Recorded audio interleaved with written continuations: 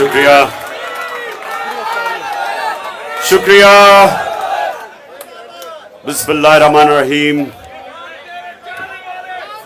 इय्याका नअबुदु व इय्याका नस्तईन। मेरे तहरीक इंसाफ के बाशऊर कारकुनों, आज हमारी आखिरी इफ्तारी है और इसमें मैं ख़ास तौर पे अपने कारकुनों को खराज तहसीन पेश करना चाहता हूं।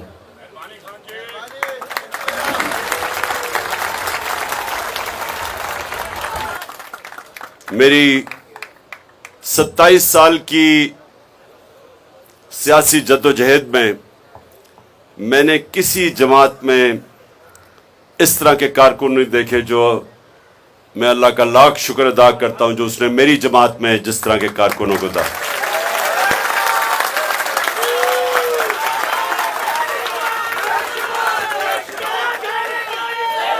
थोड़ी अभी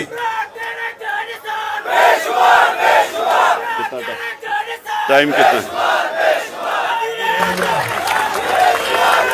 20 मिनट है। 20 मिनट नौजवानों, 20 मिनट है। सुने मेरी बात, क्योंकि मैंने आपसे बड़ी अहम बातें करनी है, तो मैं आप सबको चाहता हूं कि खामोशी से आप मेरी ये 20 मिनट बात सुने। देखें,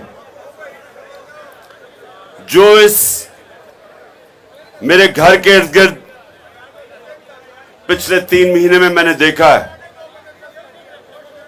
मैं फिर से अपने अल्लाह का शुक्र अदा करता हूं कि किसी जमात के पास ना ऐसे बाशऊर, ना ऐसे नजरियाती, ना ऐसे दिलेर कारकुन हैं। और इंशाअल्लाह अगले आने वाले दिनों में 26 तारीख तक, आज ईद मिलन से शुरू होगा, हम अपना जश्न भी बनाएंगे, खुशियां बनाएंगे।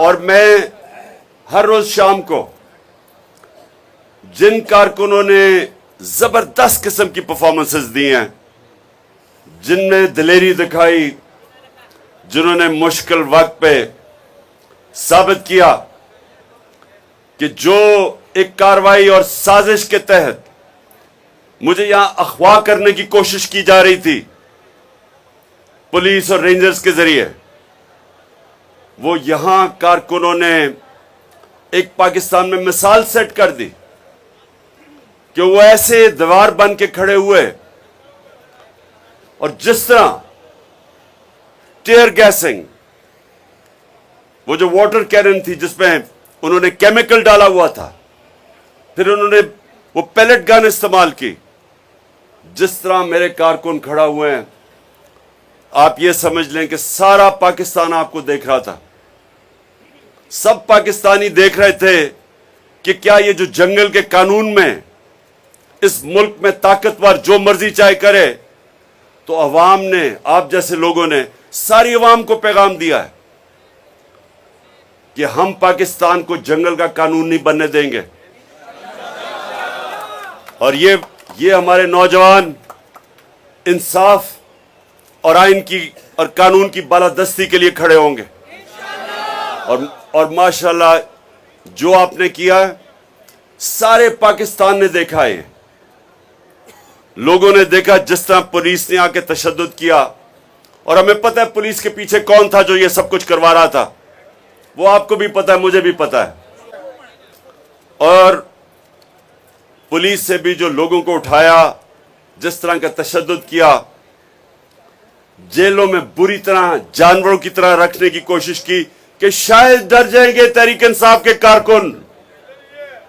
किसी को गलत फहमी नहीं होनी चाहिए कि नजरिए को कोई चीज शिकस्त नहीं दे सकती।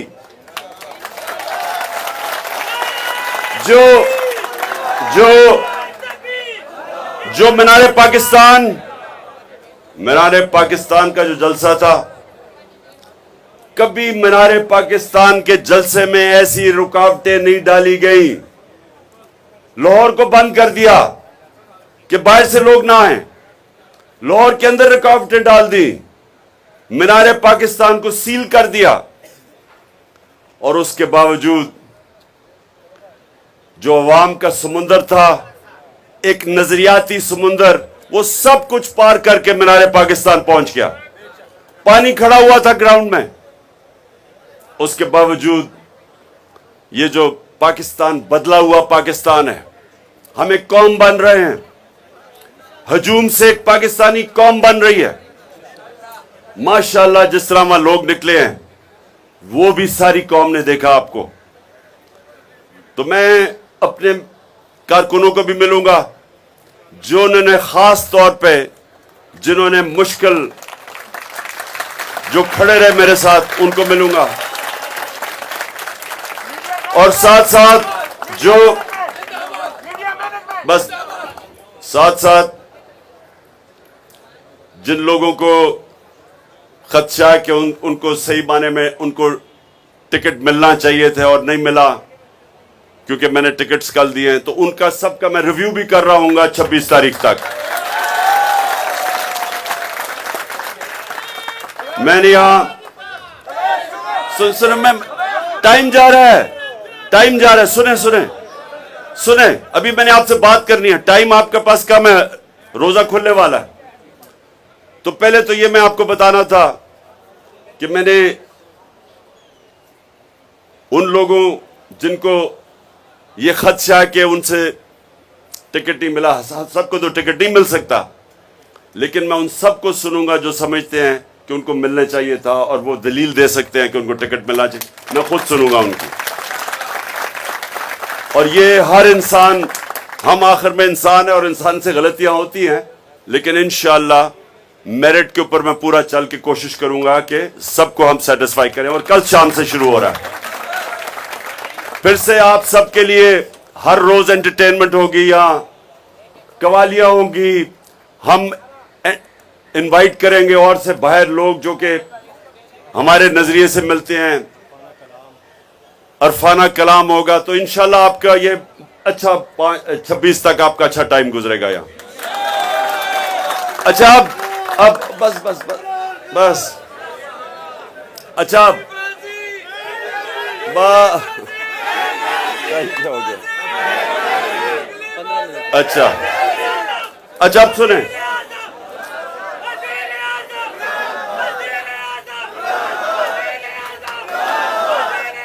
बस बस बस, हमारे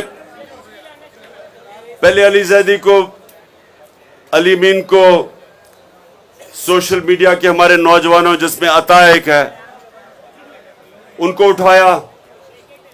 ये सारा खौफ फैलाना चाहते हैं, और फिर से सबको पता है इनके पीछे कौन है।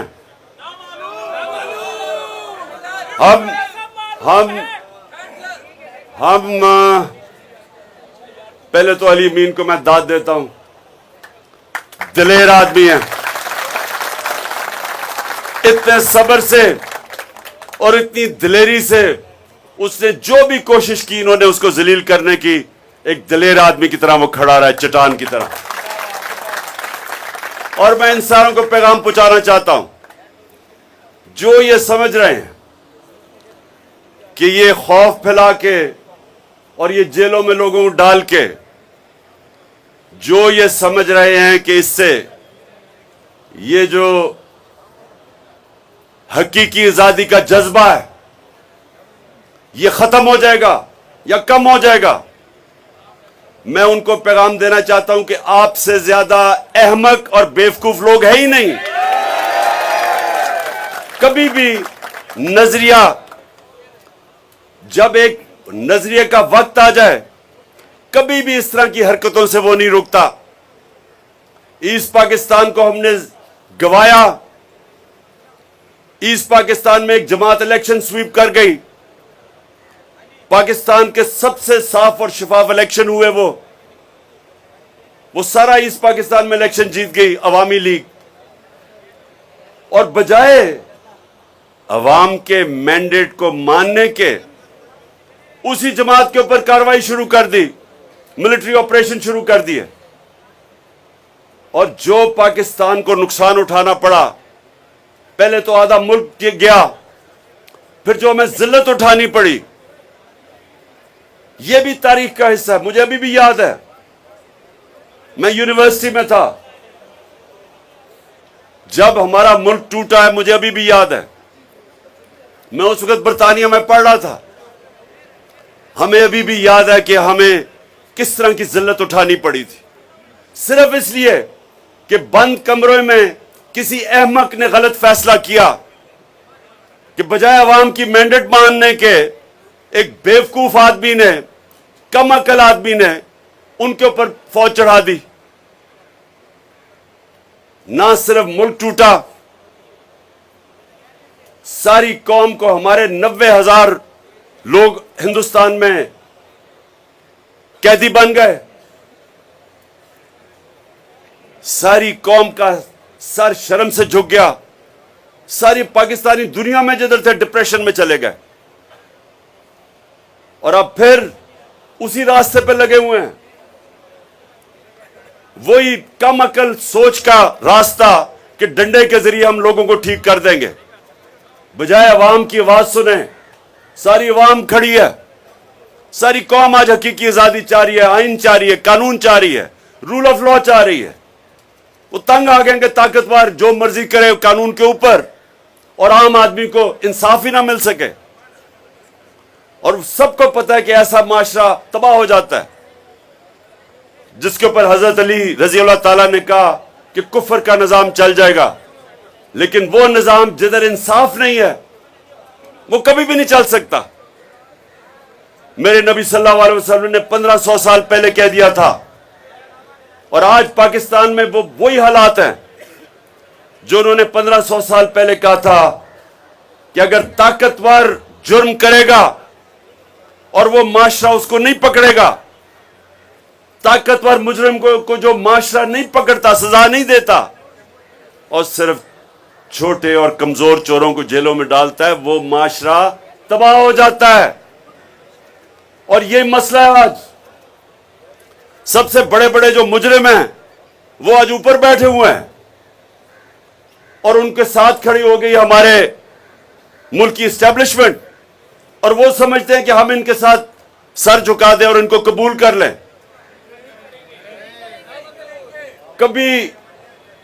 कभी ये सोचा है कि हमें ये कौम को भेड़ बकरियां समझ के चोरों को ऊपर बैठा के और कहें कि हम इनको कबूल कर लेंगे? और जो कौम ये कबूल करती है वो तबाह हो जाती है, उसका कोई मुस्तकबिल नहीं है।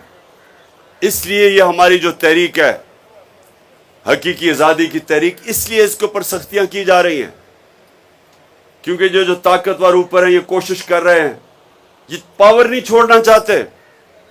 पावर के अंदर अरबों रुपया है इन सब के लिए, पैसा बना रहे हैं, मुल्क का निजाम तबाह करके खुद सब पैसा बना रहे हैं, अपने जात के लिए मुल्क को तबाही की तरफ धकेल रहे हैं। इलेक्शन क्यों नहीं करवाना चाहते? क्योंकि उनको पता है कि अवाम किधर खड़ी है, इलेक्शन होगा तो इनका सफाया हो जाएगा। तो जो आइन कह रहा है उसके खिलाफ जा रहे हैं, सुप्रीम कोर्ट के फैसले के खिलाफ हर किस्म की धमकियां दी जा रही हैं चीफ जस्टिस को, सुप्रीम कोर्ट को, सिर्फ अपनी जात को बचाने के लिए। देखिए नौजवानों, ये याद रखें, जब एक कौम अपने आइन से पीछे हटती है और वो कौम सुप्रीम कोर्ट के फैसले नहीं मानती, उसके बाद वहां कानून खत्म होता है और जंगल का कानून आ जाता है। ताकतवर जो मर्जी चाहे करे, और आम आदमी को जब इंसाफ नहीं मिलता, वो माशरे का कोई मुस्तकबिल नहीं है। तो आप समझ जाएं कि आप अपने और अपने बच्चों के मुस्तकबिल की आज जंग लड़ रहे हैं। आप पॉलिटिक्स नहीं कर रहे, ये पॉलिटिक्स नहीं है, ये जहाद है। ये हकीकी आजादी की जहाद लड़ रहे हैं। और इसलिए आजादी की अल्लाह ने इतनी अहमियत रखी है, हमारे दीन में आजादी की जद्दोजहद की इतनी अहमियत अल्लाह ने इसलिए रखी है कि आजाद कौम ही की परवाज ऊपर है, गुलाम ऊपर नहीं जा सकते।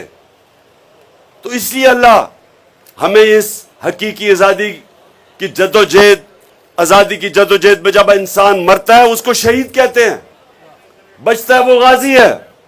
उनका रुतबा बहुत ऊपर है हमारे दीन में, क्योंकि अल्लाह को पता है, क्योंकि सारा कुछ कुरान में हमारी बेहतरी के लिए है। अल्लाह कुरान में हर चीज हमारी बेहतरी के लिए करता है, लिखता है। और जब एक इंसान अपनी आजादी के लिए जदोजहद करता है, वो अपनी बेहतरी करता है। जो लोग गुलामी कबूल करते हैं वो असल में ला इलाहा इल्लल्लाह की नफी करते हैं। समझ गए? ला इलाहा इल्लल्लाह कोई नहीं है खुदा सिवाय अल्लाह के। और जब आप गुलामी करते हैं इसका मतलब आप और खुदाओं को कबूल कर लेते हैं।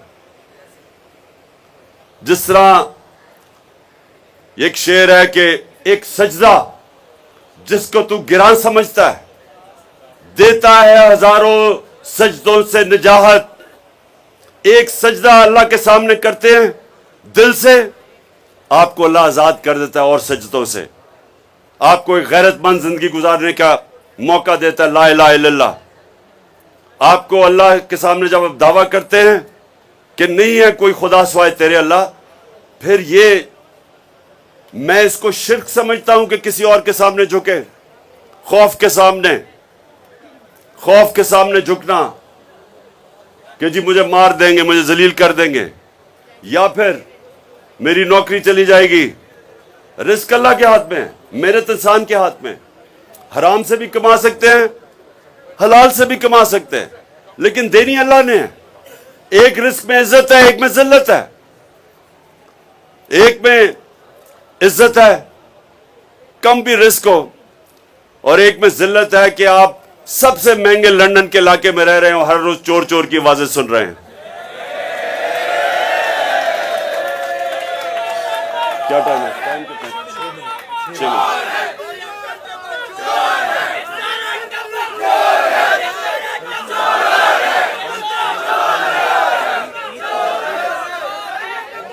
अच्छा, अब ईद के लिए कल हम नमाज पढ़ेंगे ईद की, और उसके बाद कल शाम को, हाँ सुबह 9 बजे नमाज है, और आज रात को 11 बजे चांद रात की हम पूरी सेलिब्रेशन कर रहे हैं साथ वाली जगह पे। हाँ, बैरून मुल्क पाकिस्तानी, उनको हम नहीं, उधर जो मगरब में है उन सबको ईद मुबारक कहते हैं। उनकी ईद हो चुकी है। क्या हमारा चांद नजर आ गया? आपकी ईद इंशाल्लाह कल होगी।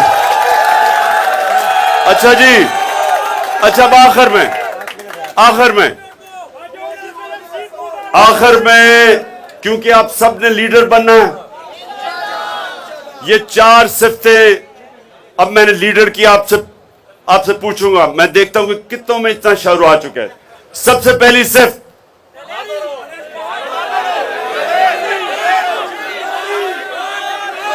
सबसे पहले एक बुज़दिल आदमी लीडर नहीं बन सकता, दलेरी चाहिए। और इसीलिए कुरान की आयत है कि जो लोग ईमान ले आए मैं उनके खौफ दूर कर देता हूं। अल्लाह कहता है ईमान आपके खौफ दूर कर देता है, क्योंकि जिंदगी मौत अल्लाह के हाथ में, इज्जत जिल्लत उसके हाथ में, और रिस्क उसके हाथ में। सो दिलेरी नंबर 1। नंबर 2,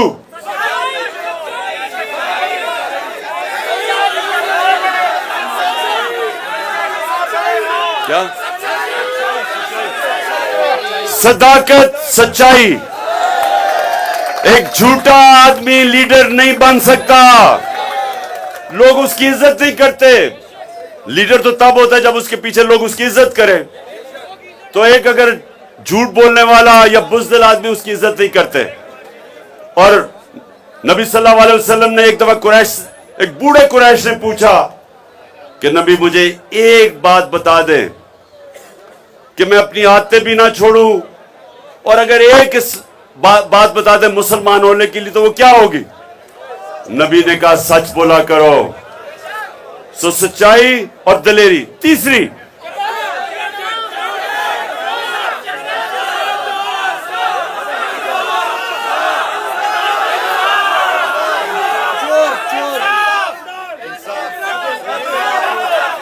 तीसरी चीज, अमानतदार, इंसाफ करने वाला। कभी जो आदमी इंसाफ नहीं करता लीडर नहीं बन सकता, वो सिफारिशी ले आता है। जो शरीफ होते हैं वो सिर्फ शरीफों को ऊपर लेके आते हैं, जरदारी भुट्टो को लेके आते हैं। लेकिन लीडर इंसाफ करता है, मेरिट लेके आता है, मेरिट पे लोगों को ऊपर लेके आता है। अच्छा, और चौथा ये, अच्छा अब चौथा किसी को नहीं पता होगा, बताओ चौथी क्वालिटी क्या है?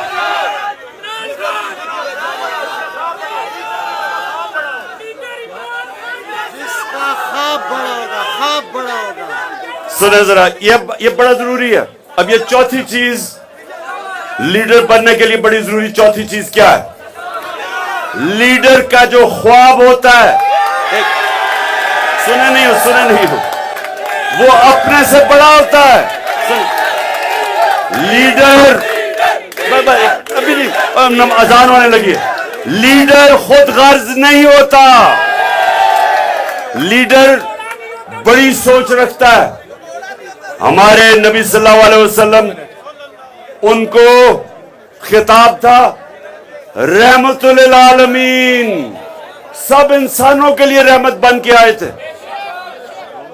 सो ये समझ जाएं कि उनका मुकाम था, क्योंकि सोच बड़ी थी, इंसानियत के लिए आए थे। इसलिए जो लीडर जिसका नाम होता है वो हमेशा अपने से हट के सोचता है। कायदे आजम कैंसर से मर रहे थे, लेकिन किसी को पता नहीं चलने दिया, क्योंकि पाकिस्तान चाहते थे हमारे लिए। नेल्सन मंडेला 27 साल जेल में गुजार के सबको माफ कर दिया, क्योंकि वो अपने मुल्क का सोच रहा था। और सबसे अजीम लीडर नबी सल्लल्लाहु अलैहि वसल्लम, जब वो मक्का को फतह किया तो सारों को माफ कर दिया जिन्होंने जुल्म किए थे, क्योंकि वो इंसानियत के लिए आए थे, जात के लिए नहीं आए थे। दुनिया हमेशा उसको याद रखती है जो इंसानियत की खिदमत करता है। इसलिए बड़े बड़े अल्लाह के सूफी, दाता साहब, मियां मीर साहब, बाबा बुल्ले शाह,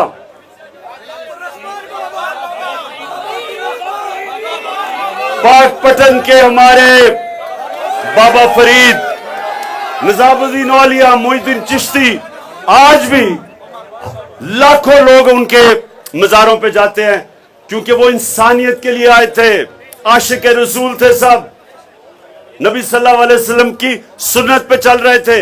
आज भी और हमेशा लोग उनकी इज्जत करेंगे। इसलिए कभी बादशाहों के मज़ारों पे कोई नहीं आता, पैसे वाले लोगों के मज़ारों पे नहीं आता, उन पे आता है। अच्छा, ये दुआ करें। नंबर 1 सबसे पहली कि अल्लाह पाकिस्तान को मदीना के रियासत के असूलों पे एक अजीम कौम बना दे। अल्लाह पाकिस्तान में अदल और इंसाफ कायम करके हमें हकीकी तौर पे आजाद कर दे। और अल्लाह पाकिस्तान को वो मुल्क बना जिधर कोई इंसान भूखा ना सोए।